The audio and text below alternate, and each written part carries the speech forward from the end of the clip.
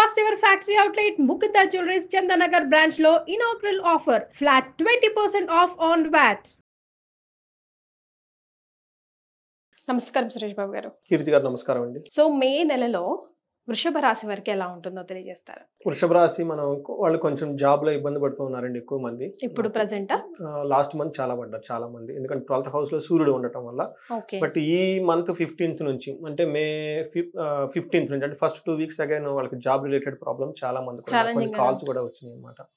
So ఇది 15th మారటం వల్ల కొంచెం అంటే జన్మ రాశిలోనే సూర్యుడు ఉండటం అంత మంచిది కాదు, కొంచెం జాగ్రత్తగా ఉండవలసిన టైము. బట్ మిగతా విషయాల్లో అంత పెద్ద చేంజెస్ అయితే ఏమో ఉండదు ఈ రాశి. జనరల్ గా క్లుప్తంగా చెప్పాలంటే జన్మ రాశిలో ఉంటే ఒకవేళ ఎలాంటి ఎఫెక్ట్స్ పడతాయి అంటే శారీరకంగా వాళ్ళకి చాలా ప్రాబ్లమ్స్ ఎక్కువగా ఉంటాయి. దేహార్తి, ఓకే, సుఖనాశనం, శారీరకంగా వాళ్ళకి ఏదో అలసటగా ఉండటం, టైర్డ్నెస్ ఉండటం, తర్వాత స్థాన నాశనం, వాళ్ళు కొన్ని ఏదైనా పని కనుక చేస్తుంటే ఆ పనిలో సరిగ్గా కలిసి రాక ఇబ్బంది పడటం, పదవిని కోల్పోవటం, ఇవన్నీ జరుగుతూ ఎక్కువగా ఉంటుందన్నమాట. అంతేకాకుండా భార్యకు సంబంధించిన విషయాల్లో కొంచెం కాంప్లికేటెడ్ ఫేస్ చేసే అవకాశం ఎక్కువగా ఉంటుంది.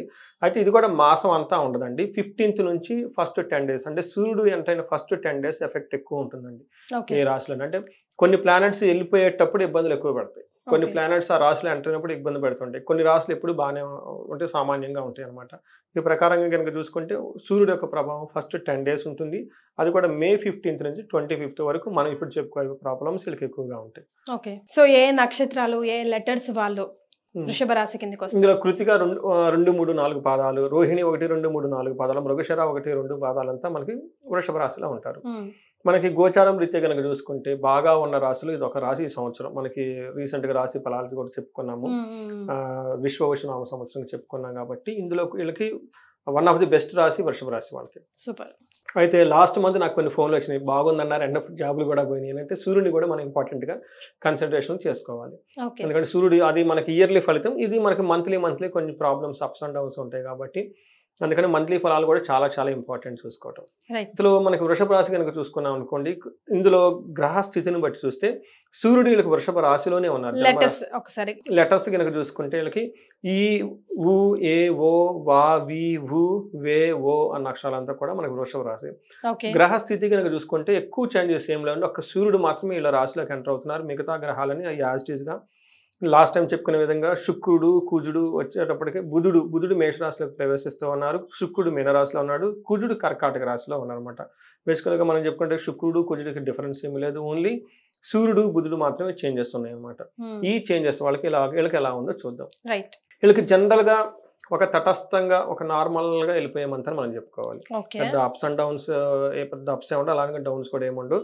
మనం కనుక చూసుకున్నాం అనుకోండి, ఒక్క సూర్యుడు మాత్రమే మిగతా ఇబ్బంది పెడుతున్నారు. మా జనరల్గా అయితే ధనం రావాల్సిన ధనం వీళ్ళకి రాకపోవటం వల్ల ఇబ్బంది పడే అవకాశం ఎక్కువగా ఉంటుంది. కొంచెం అవమానాలకి ఎవరైనా కానీ వీళ్ళకి చేద్దాం అనుకున్నా కానీ వీళ్ళని ఎవరిని అవమానించలేరు, వాళ్ళంతా వాళ్ళు తిరిగి వెళ్ళిపోతూ ఉంటారు. వాళ్ళకి సెక్యూరిటీగా ఉన్న ఫీలింగ్స్ అలాంటివి ఏమైనా ఉంటే కానీ అలాంటి సెక్యూరిటీ లేకుండా కొంచెం ఇన్సెక్యూరిటీగా ఫీల్ అయ్యే అవకాశం ఎక్కువగా ఉంటుంది. ఇలా చిన్నవి తప్పక పెద్దగా ఎక్కువగా వీళ్ళకి ప్రాబ్లం అయితే ఏముండదు. సూర్యుడు మాత్రం ఫస్ట్ హౌస్లో ఎంటర్ అవడంతో కొంచెం వాళ్ళు ఉండే ప్లేసుల్లో వాళ్ళకి హెల్త్ విషయంలో కేర్ఫుల్గా జాగ్రత్తగా ఉండాలి. మనం చూసుకున్నాం అనుకోండి, సూర్యుడు కనుక ఫస్ట్ హౌస్లో ఉంటే ఏమవుతుంది, మనకేం చెప్తారంటే మహర్షులు సంస్కృతంలో చెప్తూ ఉంటారు అనమాట. 12 నుంచి మే 14వ తారీఖున వాళ్ళ హౌస్ లోకి వస్తున్నాడు ఫస్ట్ లో. అంటే మే అందుకని ఇది మిక్స్డ్ రిజల్ట్ మంత్. మే నాకు ఆల్రెడీ కాల్స్ రావడం స్టార్ట్ అయిపోయినాయి అనమాట. అంటే ఇది జస్ట్ ఒక హింట్ ఇస్తుంది అనమాట, కొంతమంది జాబులు పోయే అవకాశం ఎక్కువగా ఉంటుంది. 12th హౌస్ లో సూర్యుడు ఉండటం వల్ల జాబ్ లాస్ అవుతుంది, జాబ్ లో డిస్ప్లేస్మెంట్, జాబ్ లో చాలా ప్రెషర్ ఉంటుంది, వీళ్ళంతా ఇల్లు వదిలిపెట్టిపోవటము, వాళ్ళు పొమ్మంటం ఇలాంటి జరిగే అవకాశాలు ఎక్కువగా ఉంటుంది. స్థాన స్థితి నాశనం అంటారు, కొంతమంది జాబ్ చేయరు, బిజినెస్ అవి చేస్తుంటారు, రావాల్సిన కాంట్రాక్ట్ రాకుండా ఉండటం, ఇలాంటివన్నీ జరిగే అవకాశం ఎక్కువగా ఉంటుంది. ఇది ఫస్ట్ 15 days. నెక్స్ట్ 15 days కూడా వాళ్ళకి అంత అనుకూలంగా ఉండదు. ఇప్పుడు మనం చెప్పుకునే నెక్స్ట్ సూర్యుడు మారిన తర్వాత ఎలా ఉంటుంది అని కనుక చూసుకుంటే వీళ్ళకి దేహార్తి, సత్వం, సంతాప కాలతీక్రమణ భోజనం, బంధుమిత్ర సుహృద్వేష, చంద్రరాశిగతో రవి. అంటే వాళ్ళ జన్మ నక్షత్రంలో కనుక సూర్యుడు ఉంటే ఏం జరుగుతుందంటే దేహార్తి, శరీరానికి అలసటగా ఉండి టైర్డ్నెస్గా ఉండి వాళ్ళ శరీరం వీళ్ళకి సహకరించదు అనమాట. అంతేకాకుండా సత్వం ఏమవుతుందంటే శరీరం మీద బాధ, సంతాపం, దేనికో వీళ్ళు బాధపడుతూ ఉంటారు. ఇట్లా తెలిసిన వాళ్ళు బంధువులు ఎవరికో ఒకరికి ఏదో ఏదో అవ్వటం, దానివల్ల వీళ్ళు కొంచెం సింపథెటిక్గా ఫీల్ అయిపోవడం అవన్నీ చేస్తూ ఉంటారు. కాలాతిక్రమణ భోజనం, టయానికి భోజనం అయితే చేయరు. లాస్ట్ టైం కూడా మనం చాలాసార్లు చెప్పుకుంటాం, టయానికి భోజనం చేయడం చాలా చాలా ఇంపార్టెంట్. ఎందుకంటే ఎలాంటి గ్రహస్థితి ఉన్నా కానీ మనిషి నవ్వుతూ ఉండి ప్రసన్న వదనం ధ్యాయత్, అందులోని సీక్రెట్ పెట్టారు. ప్రసన్న వదనంగా ఉండాలి, చక్కగా భోజనం చేసుకుంటాలి, అందరితో మంచిగా మాట్లాడుతుంటే సగం ప్రాబ్లమ్స్ పోతాయండి. ఇవి చేయాల్సిన ఫస్ట్ ఇంట్లో వాళ్ళతోటి. మరి ఇంట్లో వాళ్ళతో గొడవ పెట్టుకొని ఫోన్లు ఎవరెవరితో నవ్వుతూ మాట్లాడితే అంటే అట్లా. అందుకని చిన్న చిన్న టెక్నిక్స్ అండి, చిన్న చిన్న టెక్నిక్స్ ఫాలో అవుతుంటే లైఫ్ చాలా హ్యాపీగా ఉంటుంది. సింపుల్ గా అనేస్తారు కానీ పెద్ద మాటే. అది పెద్దది, ఈ రోజుల్లో అది పెద్దది అయిపోతుంది. బంధువులు ద్వేషించడం, ఇంట్లో వాళ్ళని ద్వేషించడం, బయట ఎవరినో ఎక్కడో ఫేస్బుక్లో ఎలా ఉంటారు ఏముందంటే వాళ్ళది ఏముందో టక్కన వేసేస్తారు, మీరు బాగున్నారు, అందంగా ఉన్నారు, సూపర్ అని. ఇంట్లో వాళ్ళు అనాలి కదా, ఇంట్లో వాళ్ళు ఎన్నిసార్లు అంటారు మీరు బాగున్నారు అని అంటారు కదా. మరే ఒకసారి అంటుంది మా అబ్బాయి బాగున్నాడు, స్మార్ట్గా ఉంటాడని, పద్దాకలో వాళ్ళ అమ్మ అంత కదా. మరే అందుకని టయానికి భోజనం చేయడం చాలా చాలా ఇంపార్టెంట్ అండి. చాలా చాలా చాలా ఫస్ట్ రెమెడీ నక్షత్రాలను శాంతి చేయడానికి అని మీరు ఎప్పుడు చెప్తుంటానండి. మీరు భోజనం స్కిప్ అవుతుంది అంటే గుర్తు పెట్టుకోండి, మీ గ్రహస్థితి సరిగా లేదు. దానికి రెమెడీ అంటే టయానికి భోజనం చేయటం. మనకి సూక్ష్మ రూపంలో ఉన్న స్పిరిట్స్ ఏం చేస్తే మనల్ని ఇబ్బంది పెట్టాలి. ఏ విధంగా ఇబ్బంది పడతాయి? తెలిసిన వాళ్ళ ద్వారా, అమ్మ ద్వారా, తల్లి ద్వారా, భార్య ద్వారా వాళ్ళ చేత గొడవలు పెట్టేస్తుంటాయి. వాళ్ళు అలా గొడవ పడినప్పుడు నవ్వుతూ మాట్లాడారు అనుకోండి, అయిపోతుంది. అవి ఆ స్పిరిట్లు ఏం చేయలేదు, వెళ్ళిపోతాయి. స్ట్రాంగ్ మనం ఏం చేయలేమని. భోజనం చేసే టయానికి ఏదో ఈ ఫోన్ కాల్ ఆ ఫోన్ కాల్ ఏదో వస్తుంది, దాన్ని వదిలేస్తూ ఉంటాం. నువ్వు ఆపు బాబు, ఏం కాదు, మేము భోజనం చేస్తే ఇది మోస్ట్ ఇంపార్టెంట్, ఇప్పటికైతే దానికి ఇచ్చుకుంటాడు ఇంపార్టెంట్. ఓకే, ఎందుకంటే ఈ శరీరం లేకపోతే ఇంక మనం ఎక్కడ ఉంటాం. అందుకని మనకు చెప్తారు కదా, బ్రహ్మాండము సూక్ష్మాండము, సూక్ష్మాండం బ్రహ్మాండం అని చెప్పేసి. అందుకని వెరీ సింపుల్ టెక్నిక్. 3 పూటల చక్కగా హెల్దీ న్యూట్రిషియస్ ఫుడ్ తీసుకుంటే అంత ఇంపార్టెంట్ అండి. బంధు మిత్ర సుహృదేశ్వర, బంధువులతోటి మిత్రులతోటి. తర్వాత గొడవలు పడితే ఇంకేముంది, బంధువులను గౌరవించకపోతే ఎవరితో గొడవలు పడతారు? ఇంకా లైఫ్ లో ఉండేది వాళ్ళే కదా, వాళ్ళతో గొడవ పడుకునే అవకాశం ఎక్కువగా ఉంటుంది. ఇవి చూడటానికి చాలా సింపుల్ గా ఉంటుంది కానీ కొంచెం ఇంపార్టెంట్ అండి. ఇంకా సెల్ఫ్ డిసిప్లిన్ చాలా ఇంపార్టెంట్ అండి లైఫ్ లో. తర్వాత రెండోది, ఈ 7th హౌస్ లో దృష్టి ఉండటం వల్ల 2 విషయాల్లో కేర్ఫుల్ గా ఉండాలి. ఒకటి, పెళ్ళైన వాళ్ళకి భార్య ఆర్ హస్బెండ్ విషయంలో కొంచెం జాగ్రత్తగా ఉండాలి. వాళ్ళకి హెల్త్ బాగాలేకపోతే వీళ్ళు ఇబ్బంది పడతారు. సహజం కదా, ఇంట్లో ఒక మనిషి బాగాలేకపోతే ఎట్లా ఉంటుంది. అంతే కదండి, ఎంత మనం వదిలేసుకున్నా కానీ వదిలేసుకోలేం కదా. అవును కదా, అట్లీస్ట్ వాళ్ళు నైట్ టైం దగ్గుతున్నా కానీ మనకు ఆ నిద్ర పట్టదు కదా అసలు. అందుకని వాళ్ళు టాబ్లెట్ వాటికి లెగ్స్ తిరుగుతుంటే ఎలా ఉంటుంది, మనం ఉండలేం కదా. అందుకని చెప్పేసి మనం సంతోషంగా ఉండాలంటే ఎదుటి వాళ్ళు సంతోషం పెట్టుకోవడం చాలా ఇంపార్టెంట్. అగైన్ ఇది హోమ్, ఇంట్లో నుంచే స్టార్ట్ చేసుకోవాలి. బంధుమిత్రులతో గొడవ పడుతూ ఉండే అవకాశం ఎక్కువగా ఉంటుంది. రెండోది, యాక్సిడెంట్స్, కొంచెం కేర్ఫుల్ గా ఉండాలి. ఓకే, సో ప్రయాణాలు తగ్గించాలంటారు, దూర ప్రయాణం తగ్గించడం, కొంచెం కేర్ఫుల్ గా మనం ప్రీ ప్లాన్డ్ గా చూసుకొని వెళ్ళేటప్పుడు 1-2 వెహికల్ చూసుకోవటం, పెట్రోల్ చూసుకోవటం. అగైన్ వాళ్ళకున్న జాతకంలో వాళ్ళకున్న దశాభుక్తిని బట్టి తెలుస్తుంది. దశాభుక్తి బాగుంటే ఇది అంత ఎఫెక్ట్ అవ్వదు, దశాభుక్తి బాగలేనప్పుడు ఇంకా చాలా కేర్ఫుల్ గా ఉండాలి. అందుకని టైం బాగున్నప్పుడు ఓకే, టైం బాగలేనప్పుడు కొంచెం జాగ్రత్తగా పెట్టుకొని ప్లానెడ్ గా ఉంటే వచ్చే పెద్ద వాటిని కొండంతలో పోయేది గోరంతలో తీసేయచ్చు.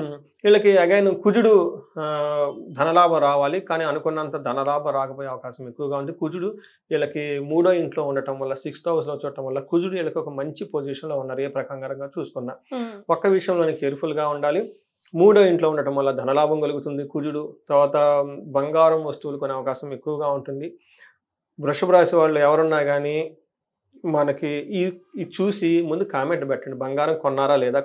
ఎందుకంటే లాస్ట్ మంత్, అంతకుముందు మంత్, ఈ మంత్ బంగారు వస్తువులు కొంటారు. నాకు తెలిసిన వాడు కొంటున్నారు. అక్షయ తృతీయ ఉంది, అసలు వదులుకోకూడదు. చూడండి, ప్లానెట్స్ బాగా లేకపోతే అది వేరే విషయం. ప్లానెట్స్ బాగుండి కొనుక్కోవాలి కదా ఈ సందర్భంలో, అందుకని ఖచ్చితంగా కొనుక్కోండి. అందులో అక్షయ తృతీయ బంగారం కొనడం చాలా చాలా ఉత్తమం అండి. మీరు నమ్ముతారా దాన్ని? నమ్మటం కాదండి, శాస్త్రంలో చాలా క్లీన్ గా చెప్పారండి. మనకి శ్రీ సూక్తం అని ఉంటుందండి, అందులో మనకి అమ్మవారికి బిగినింగ్లోనే ఉంటుంది. ఓకే, హరిణీం అని చెప్పేసి, సువర్ణ రజత స్రజాం అని చెప్పేసి మనకి బిగినింగ్లోనే ఉంటుంది. శ్రీ సూక్తంలో ఫస్ట్ మాట వాడేదే హిరణ్మయీం, అంటే బంగారమయమైన అని. సువర్ణ రజత స్రజం, బంగారంతో కూడుకున్న. ఓకే, హరిణి రజతం, సువర్ణ రజతాన్ని అమ్మవారు ఎలా ఉంటారంట, బంగారు రూపంలో ఉండి బంగారు వస్తువులు ధరించుకొని, వెండి ఆభరణాలు ధరించుకొని బంగారం లాగా ఉంటారంట. అలాంటి అమ్మవారు మాకు కావాలని కోరుకుంటారు.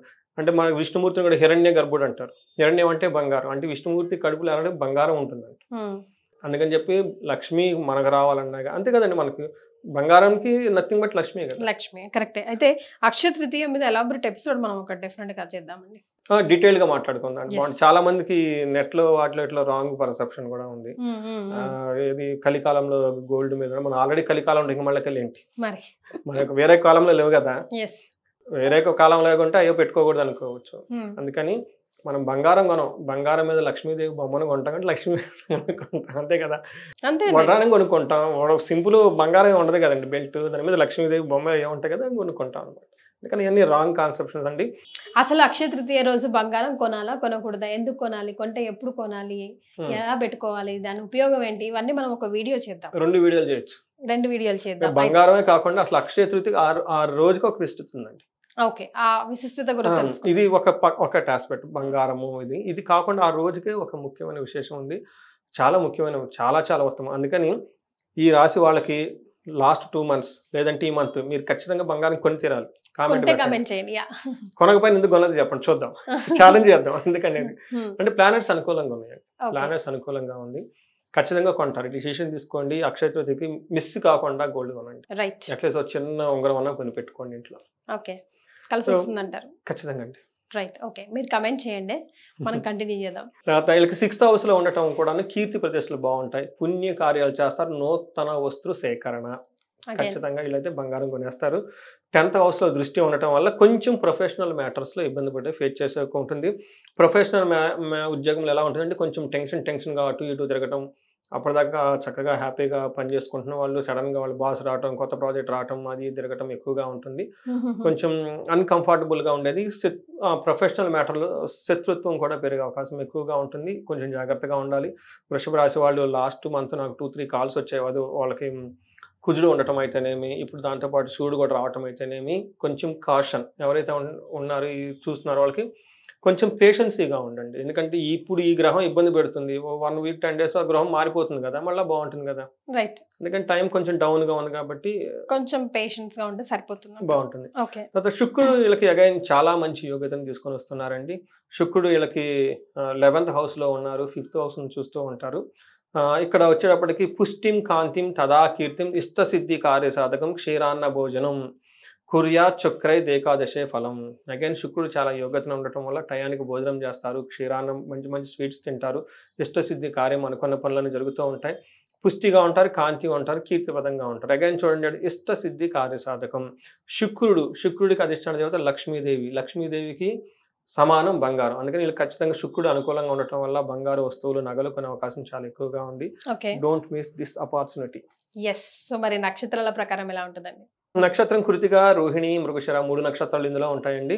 కృతిక నక్షత్రం కనుక చూసుకుంటే వీళ్ళకి ఫస్ట్ పాజిటివ్ కనుక చాలా ఐశ్వర్యవంతంగా ఉంటుంది, అగైన్ డబ్బు వస్తుంది, తర్వాత సౌఖ్యంగా ఉంటారు, సంపదలు ఉంటాయి, క్షేమంగా ఉంటారు. ఎంత మంచి టైం అయితే వీళ్ళకి రాదని నేను చెప్తున్నాను. చాలా బంగారు వస్తువులు ఇమ్మీడియట్లీ కొనేసేయండి. తర్వాత నెగటివ్ ఆస్పెక్ట్ లో చూస్తే వీళ్ళకి మృత్యు భయం, ఫస్ట్ 11 days మృత్యు భయంతో ఉంటారు, అనుకున్న పని అవ్వదు, ఏదో ఒక పని ఆగిపోతుంది అని భయపడతారు. భయం వేరు మృత్యు వేరు కదా, ఇక్కడ మృత్యు భయం చూపిస్తుంది నాటుకుంటాం. అందుకని నాశనం ఏదైనా కనుక పని చేస్తే, లేదంటే అంతకుముందు ఏదైనా కనుక పని తలపెట్టుంటే ఒక కార్యక్రమం వీళ్ళు అనుకున్నది కాకుండా టోటల్ విత్డ్రా చేసేసుకుంటారు ముందుకెళ్లకుండా. తర్వాత కలహం, గొడవలయ్యే అవకాశం ఎక్కువగా ఉంది. సో ఇవి ఒక్క విషయంలో కొంచెం జాగ్రత్తగా ఉంటే మిగతా అన్ని విషయాల్లో బాగుంటుంది. తర్వాత రోహిణి నక్షత్రం వాళ్ళకి వీళ్ళకి చూసుకుంటే కొంచెం ఛాలెంజింగ్ ఎక్కువ ఉంటుంది. ఫస్ట్ సౌఖ్యంగా ఉంటారు, క్షేమంగా ఉంటారు, దాంట్లో టెన్షన్ పడిన అవసరం లేదు. రెండోది గొడవలయ్యే అవకాశం ఎక్కువగా ఉంటుంది, నాశనం అయ్యే అవకాశం ఎక్కువ, మృత్యు భయం ఎక్కువగా ఉంటుంది.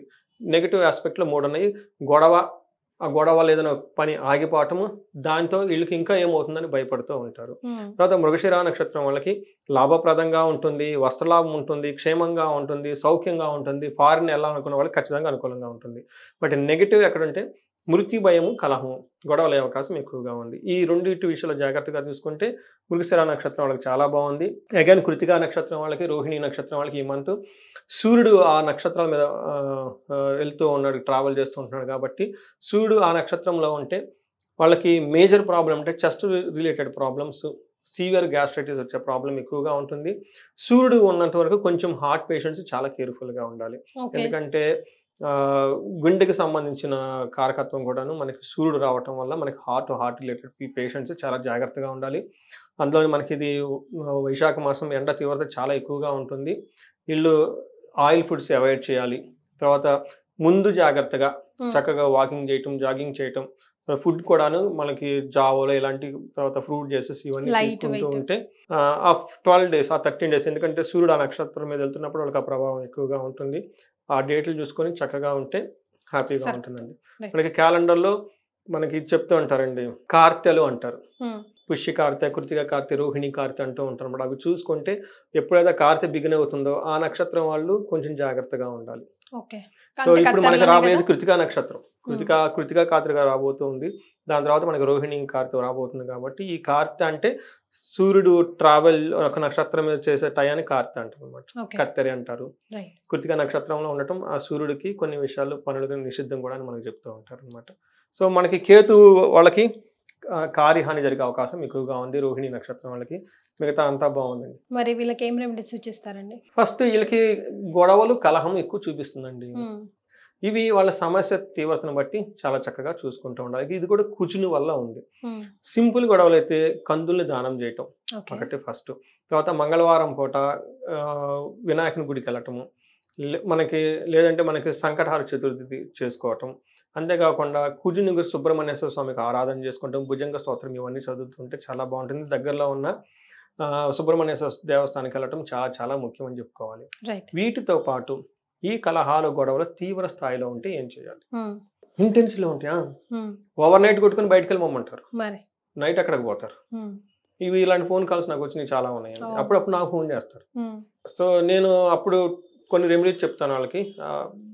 బట్ ఇలాంటి గొడవలు ఎక్కువగా అవుతూ ఉంటే ఇంట్లో ఏకాదశ రుద్రాభిషేకం చేయించుకున్నా, మహాన్యాసపూర్వక ఏకాదశ రుద్రాభిషేకం చేయించుకున్నా, నేను అందరికి చెప్పేది ఈజీ అండ్ పవర్ఫుల్ మంత్రం, రుద్ర మంత్రం.